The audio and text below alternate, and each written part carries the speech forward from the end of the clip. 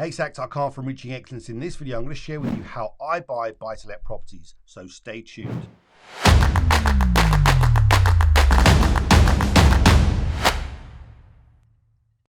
Okay, so I get a lot of questions from people, sometimes my academy members and also my students and also a lot of people through social media. How do you buy properties? How do you do it? And in this video, I'm going to share with you some of the strategies that I employ to find myself buy-to-let properties. But I don't just buy buy-to-let properties, I also buy commercial properties as well. And I've got another arm of what I do, which is buying businesses. And I'll talk to you about how I do that and what kind of business I look for and why I do it, okay? So let's talk about, first off, how do I buy our kind of regular buy-to-let types of properties?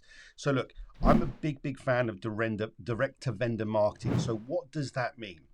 Well, when you've got stuff that is on the market, let's say it's on with an estate agent, it's on Rightmove or Zoopla or one of the main property portals, you will find deals there, but there is a fundamental problem with that, which is you're competing with every other Tom, Dick and Harry. So from a vendor's point of view, they've got an abundance of offers, and it's very tricky sometimes to get the deal the right way, get the right level of discount, because they're always going to look for the next offer or someone to come in and pay and give them a higher offer or a better offer, okay? So that's the risk that you run when you do or look for deals through estate agents and stuff that's on the market. I'm a huge fan of doing direct-to-vendor marketing. So let me talk about some of the ways that I do that and that you could do that too. So the first way is simply driving around, and when you're out and about, keeping your eyes open and looking for potential property deals. So for example, today I dropped my children off this morning back to their mums. And as I got to this particular road, I stopped and I noticed this house. It looks dilapidated. It's got old windows, wooden windows, the paint is peeling, the front door is very faded. It looks like it's not been touched for 30 or 40 years. There's a few tiles off the kind of porch that are missing. Garden's overgrown, right? Now someone lives there clearly, and I've just looked and gone, well, this could be a nice little refurb, and it's all about timing. So what we would do is we'd identify it and we'd post out a letter or put a leaflet through the door. Now it might be that person doesn't want to sell, but there's always going to be a point that they might want to sell or their circumstances change, okay?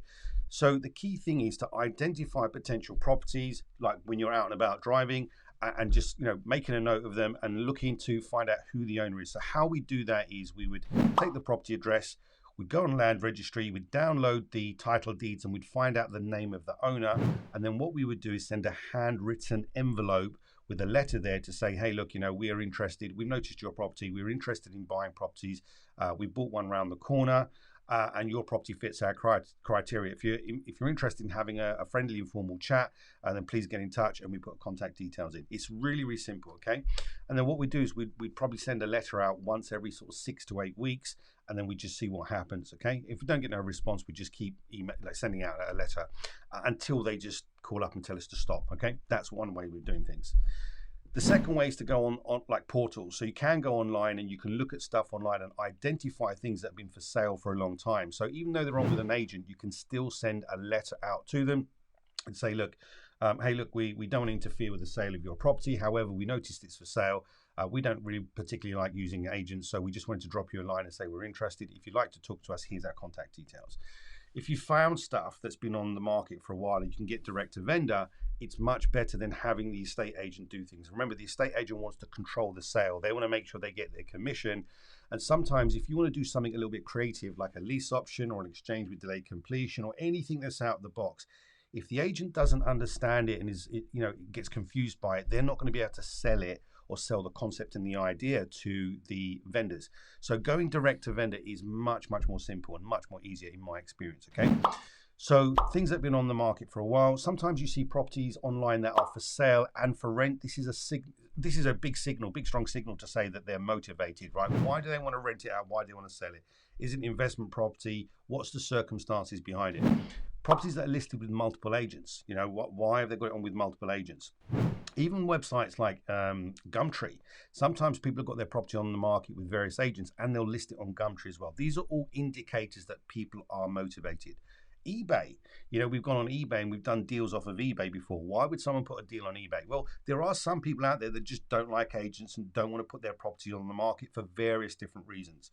One of the things that we've seen, and we've dealt with like thousands of people over the years that have been like motivated due to repossession and debt and all those kind of problems, They don't always want to have a for sale sign put outside their house. They don't want their neighbors to know that they're distressed or they've got to sell or whatever, because it's embarrassing. So there's a lot of people that don't want to go down that traditional route of using an estate agent. So those are some of the ways that we use to find things, find deals. I have used a strategy before. I used to have a fleet of advertising vans. What we'll do is somewhere later on in this video, we'll put a link up to that video, or we'll put a link in the description so you can see it. And this was a strategy that I employed that had a whole load of advertising vans with big yellow signs on, sell your house fast. That used to generate a lot of leads, okay? What we do now, which is an advanced strategy, and I wouldn't advise this for anyone yet unless you've got some traction in doing things, is we do a lot of online marketing. So what does that mean and what does that look like?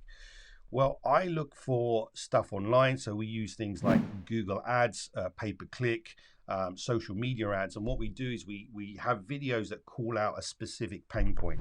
So we'll have a video that says, look, are you facing repossession? Do you have a short lease? Do you, do you need to sell? Are you stuck in a chain? Is your property dilapidated? Have you inherited a property? So what we're doing is we're calling out people's specific pain points, and then we send them to a landing page. So you've probably seen this kind of thing before. If you're on social media or you're on, Instagram or something, there's some kind of offer. You click the link and it takes you to a page, and there's some kind of offer. So that's what we do. We take people to these pages. They see another little sales video that tells them who we are, what we do, and how we can help them. And then what we do is get them to fill their details out in a form, and then we get back and contact them. Now, this is an advanced strategy. It does take a lot of work. It does take some internet marketing knowledge, and also you have to understand how to run ads. If you get this right, you'll have a very nice internet marketing sales funnel that generates you leads, and you will be finding BMV deals. If you get this process wrong, it's going to cost you thousands of pounds in ads that won't be getting you results, because the search terms from a pay-per-click or a Google point of view is very, very expensive.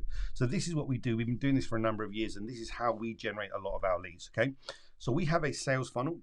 And that sales funnel is for regular, sell house fast, regular kind of Joe selling their property, their kind of residential property. We also have a sales funnel that targets distressed landlords. We have one for commercial property, and we also have one for buying businesses. So I'm going to touch on that a little bit, but not go into too much around that. Essentially, that particular sales funnel is looking for distressed businesses that own commercial property. So what we look to do is take on the business, but really we're looking to strip the asset out and take the commercial property on. So this is how I buy or how I look for buy-to-let type properties in our business. This is what we do. And also we teach a lot of these strategies to our mastermind students, okay? I'm always looking to buy below market value. Okay, so if I can find stuff below market value, when I find stuff below market value, I'm then looking to do the opposite thing, which is to add value. So I'm looking to create that equity. I'm looking to make my money when I buy. So buy below market value, create and add value. Sometimes this can be by refurbishing, and then also by value engineering, which is, can I reconfigure the property?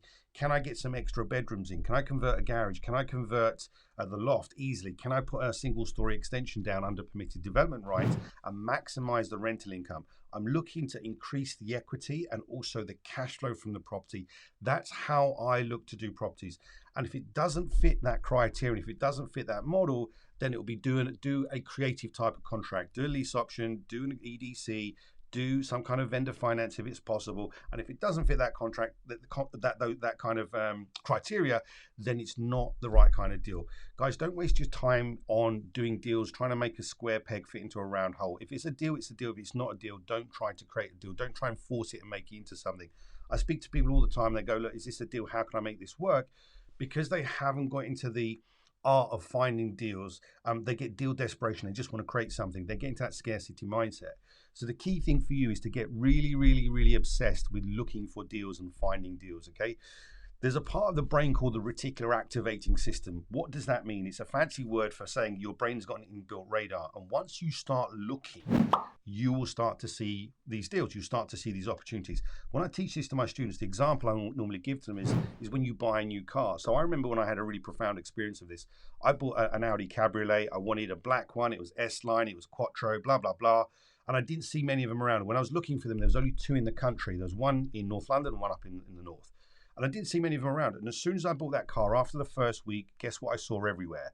I saw all these black Audi Quattros, these convertibles. Now, was there all of a sudden a flood of them to the market? No, the reticular activating system in my mind had opened up and I just started to notice them. And this is the thing, when you start to look for deals, you're going to train your mind to start looking for stuff. You'll be driving around, you go, hang, that house looks interesting, or that's an interesting building, okay? You'll go online, you'll just start to become open, and you've got to become really, really, really obsessed with finding deals. And this is a numbers game, right? For every 100 leads that we go through, we probably find 2 deals, just to give you some ideas of the stats, okay? So you've got to be looking at 100 leads, 100 deals to find 2. That's how I do buy to let. That's what we do in our business. This is what me and my business partner do, and this is what our machine does all the time. So once you set this stuff up and you start doing this and you start building up momentum, this becomes like a nice steady flow of deals coming into your business. You then do one deal, you then make some cash, you then do another deal, you make some cash, and all of a sudden your business becomes compounding. But it all starts with becoming obsessed with finding the right kind of deals. You find the right kind of deals, you then find the money, and then away you go. So this is how we do deals, and I hope you found this video useful. Please put some comments in the comment section. Let me know what you've found useful in this. Let me know how you've been finding deals, what some of your challenges have been. If there's some stuff in there that you want some more information about, I'll produce another video. Like and subscribe, because we've got videos coming out each week, and I look forward to seeing you on the next video. Take care. Bye for now.